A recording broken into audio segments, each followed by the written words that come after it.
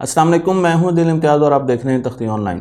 18ویں صدی سے پہلے انگلستان اور آئرلینڈ میں ایک خاص قسم کا موت پایا جاتا تھا۔ ایک خاص قسم کا پروانہ جسے پنجابی میں پوکڑ کہتے ہیں وہ پایا جاتا تھا۔ میں آپ کو اس پروانے کی تصویر دکھا رہا ہوں جسے پیپرڈ موت کہا جاتا ہے، کیونکہ یہ بالکل کالی مرچ کی طرح اس پر ڈاٹس ہیں اور یہ آرام سے درختوں پر چھپ جاتا تھا۔ یہ موت رات کو روشنی کی تلاش میں جاگتا رہتا تھا اور دن کو سوتا تھا، اور جب یہ سوتا تھا تو یہ تلاش کرتا تھا ایک خاص قسم کا درخت جسے برچ ٹری کہا جاتا ہے، جو کہ انگلستان میں اور آئرلینڈ میں بہت زیادہ موجود ہیں۔ برچ ٹری پر ایک خاص قسم کی بیل فنگس اگتی تھی جسے لائکن کہا جاتا ہے۔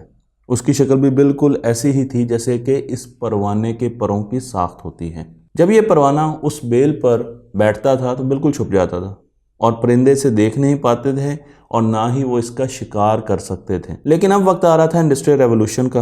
انسان کوئلے کا استعمال کرتے ہوئے اپنی فیکٹریوں کو چلا رہا تھا، اور ایسے ہی وقت میں ہم چلتے ہیں مانچسٹر سٹی۔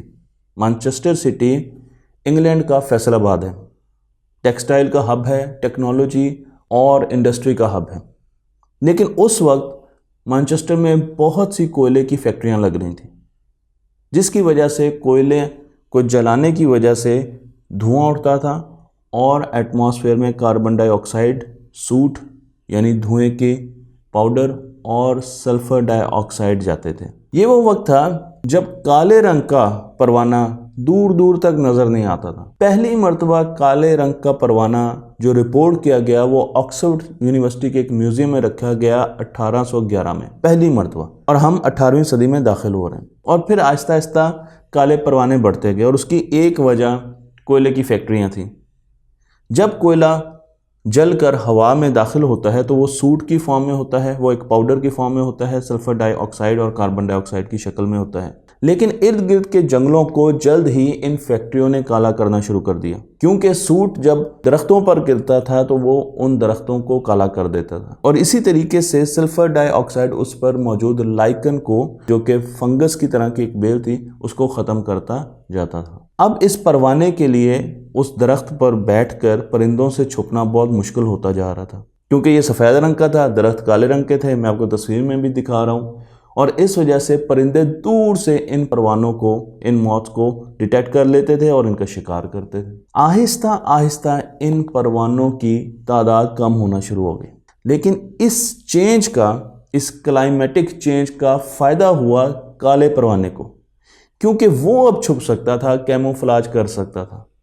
اب نیچرل سلیکشن اس کے حق میں تھی، اور آہستہ آہستہ اس نے اپنے آپ کو ریپروڈیوس کرنا شروع کیا اور اس کی جنریشن آگے بڑھتی گئی۔ کالے پروانے بڑھتے جا رہے تھے۔ 1864 میں کالے پروانے کافی زیادہ ہمیں نظر آتے تھے، لیکن ایک ریسرچ کے مطابق 1895 میں 90 میں تقریباً مانچسٹر سٹی میں 95% جو پروانے تھے وہ کالے رنگ کے تھے، کیونکہ برڈز ان کو دیکھ نہیں سکتے تھے۔ انسان کو آہستہ آہستہ ریلائز ہونا شروع ہوا کہ کاربن ڈائی آکسائڈ، سوٹ اور کوئلہ جلانے کی وجہ سے ارد گرد کے جنگلات ختم ہوتے جا رہے ہیں، خوبصورتی ختم ہو رہی ہے، لوگ بیماریوں کا شکار ہو رہے ہیں، سانس کی بیماریاں اور سکن کی بیماریاں بہت عام ہو رہی تھیں۔ لوگوں نے سوچنا شروع کر دیا کہ ہمیں کوئلے کو کم جلانا چاہیے، کم پولوشن کرنی چاہیے۔ گورنمنٹ اس میں آگئی اور اس نے اپنی ریگولیشنز بنا دیے، اور اب آہستہ آہستہ انسان نے کوئلے کو جلانا کم کر دیا۔ تو پہلے تو آپ نے دیکھا کہ کس طریقے سے پیپرڈ موت ختم ہوئے اور بلیک موت کا دور آیا، لیکن جب کوئلہ جلانا انسان نے کم کیا تو اب درخت آہستہ آہستہ صاف ہونا شروع ہو گئے۔ برچ کے درخت دور سے نظر آتے تھے اور ان پر لائکن بھی اگنا شروع ہو گئی۔ جیسے ہی لائکن ان پر اگنا شروع ہوئی تو جو بچے کچے پیپرڈ موت تھے، سفید رنگ کے پروانے تھے، وہ دوبارہ آ کر ان پر بیٹھنا شروع ہو گئے۔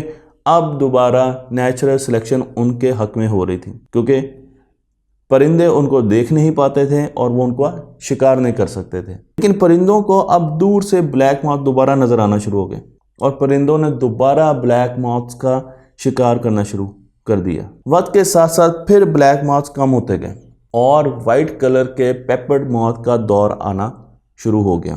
یہ ایک چھوٹی سی اگزامپل ہے جس میں آپ نیچرل سلیکشن اور ایوولوشن کو دیکھ سکتے ہیں، جو کہ ہماری آنکھوں کے سامنے اور تاریخ میں ریکارڈ کی گئی۔ यहाँ मैं ये भी बताता चलूँ कि क्लाइमेट चेंज ने सिर्फ मौत की पॉपुलेशन को ही अफेक्ट नहीं किया, बल्कि और एंथ्रोपॉड्स इस दौर में अफेक्ट हुए। इसकी एक एग्जाम्पल तितलियाँ हैं, क्योंकि तितलियों के रंग भी बदलना शुरू हो गए और एंथ्रोपॉड्स के रंग भी बदलना शुरू हो गए, जो कि आज डॉक्यूमेंटेड हैं और साइंस में महफूज हैं। लेकिन ये चेंजेस आज भी हमारे साथ चल रही हैं। मैं आपको अगली वीडियोज़ में बताऊंगा कि कैसे क्लाइमेट चेंजेस हमें इवॉल्व करवा रही हैं और इनको रोकने के लिए हम क्या क्या तदाबीर इस्तेमाल कर रहे हैं। इस पूरी सीरीज़ में हम डिस्कस करेंगे कि क्लाइमेट चेंजेस ज़मीन को कैसे बर्बाद कर रही हैं, क्लाइमेट चेंजेस इंसान की नस्ल के लिए किस तरीके से सबसे बड़ा थ्रेट है, क्लाइमेट चेंजेस हमारी इर्द गिर्द की स्पीशीज़ को कैसे बदल रही हैं, और क्लाइमेट चेंजेस को रिवर्स करने के लिए या रोकने के लिए इस वक्त दुनिया में कौन कौन सी टेक्नोलॉजीज़ पर काम किया जा रहा है। जदीद टेक्नोलॉजीज़ जो कि आज से 10 साल के बाद हमें नज़र आएंगी, मैं आपको उनके बारे में बताने जा रहा हूँ कि उन पर कैसे काम किया जा रहा है, किस तरीके से हम क्लाइमेट चेंज को वापस लाएंगे, हम कार्बन डाइऑक्साइड को एटमॉस्फेयर से निकालेंगे, और किस तरीके से हम नए फ्यूल बना रहे हैं जिससे कार्बन डाइऑक्साइड प्रोड्यूस ही नहीं होगी। मुझे उम्मीद है कि ये पूरी सीरीज़ आपको बहुत ज़्यादा पसंद आएगी और आपको क्लाइमेट चेंज के हैबतनाक रिजल्ट्स के बारे में भी पता चलेगा, क्योंकि अगर हम अपने मुल्क को क्लाइमेट चेंज से बचाना चाहते हैं, क्योंकि पाकिस्तान उन 10 मुल्कों में है जो क्लाइमेट चेंज से बहुत जल्दी